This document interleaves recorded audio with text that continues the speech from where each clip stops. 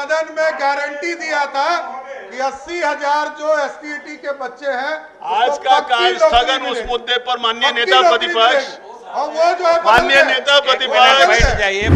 STET, CTET, BTET ये सब सिर्फ पात्रता परीक्षा है।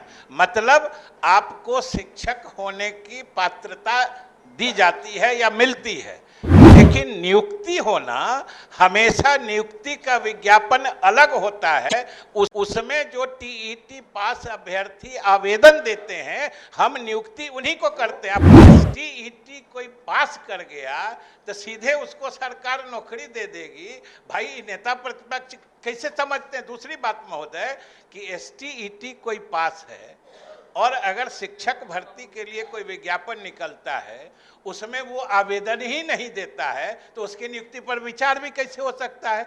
इसलिए एसटीईटी सिर्फ पात्रता देता है, वो नियुक्ति नहीं करता है। सदन में गारंटी दिया था कि 80,000 जो एसटीईटी के बच्चे हैं आज का कार्य स्थगन उस मुद्दे पर माननीय नेता प्रतिपक्ष और वो जो है माननीय नेता प्रतिपक्ष बैठ जाइए महोदय। असल में नेता प्रतिपक्ष जो है बातों को सही परिप्रेक्ष्य में याद ही नहीं रखते हैं। सबसे पहले तो दोनों का फर्क समझ लीजिए। सभी सदस्यों को समझना चाहिए, सदन को समझना चाहिए। आपकी फिटनेस का राज क्या है? एशवेल रस, ये एक ही बोतल में है। Stress, weakness, acidity, obesity, hair fall, skin की हर परेशानियों का एक ही हल। एशवेल लाइफ, डायबिटीज फ्री लाइफ।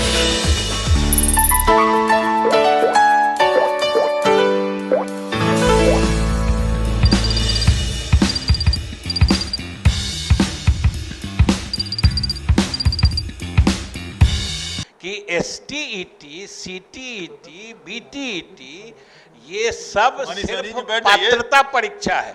मतलब आपको शिक्षक होने की पात्रता दी जाती है या मिलती है, लेकिन नियुक्ति होना, हमेशा नियुक्ति का विज्ञापन अलग होता है। उसमें जो टीईटी पास अभ्यर्थी आवेदन देते हैं, हम नियुक्ति उन्हीं को करते हैं। आप पहले पूरी बात सुन लीजिए ना, आगे भी ऐसे ही गलत सूचना बोलिएगा।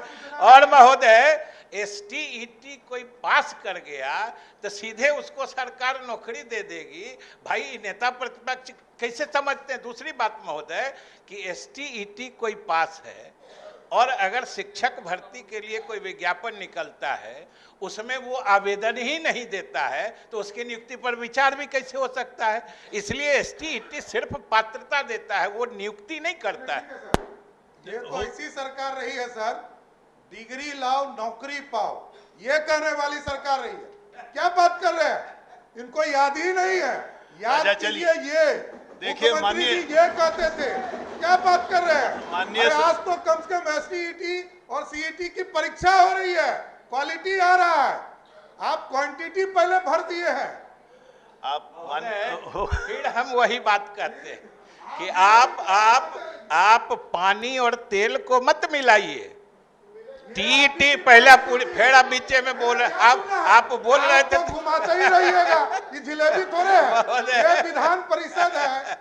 माननीय मंत्री, आप जिलेबी की तरह घुमाइएगा तो घूमेंगे क्या? हमको दोनों चीज मालूम है कि ये विधान परिषद है और आप नेता प्रतिपक्ष हैं। इसीलिए हमको अफसोस के साथ कहना है कि आप तेल और फिर बीच में खड़ा हो जाइए और पानी तेल को मत मिलाइए। टीईटी अलग चीज है और जो आप कह रहे हैं कि डिग्री लाओ तो मत मिलाइए। टीईटी अलग चीज है और जो आप कह रहे हैं कि डिग्री लाओ नौकरी पाओ, वो भी चल रहा है। जहां के लिए वो नियम लागू था वहां उसी तरीके से बहाली हो रही है। और शिक्षकों के बहाली के लिए जो नियमावली है उसका अलग प्रावधान है, वो उस तरीके से हो रहा है। फिर ये घुमा दिए। अरे भाई, घुमाने से थोड़े चलेगा सभापति महोदय। ये लाखों बच्चों का सवाल है।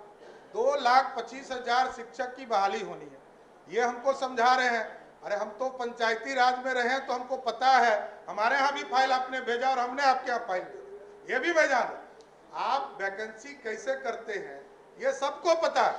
लेकिन स्थिति ये स्पष्ट है कि किस- आपने किस- गारंटी दिया था, आपने गारंटी दिया था कि मैं हम एक सेकंड, नौकरी एक देंगे। माननीय नेता प्रतिपक्ष, पहले मैं ये समझना चाह रहा हूं कि किस विषय पर बात चल रहा है।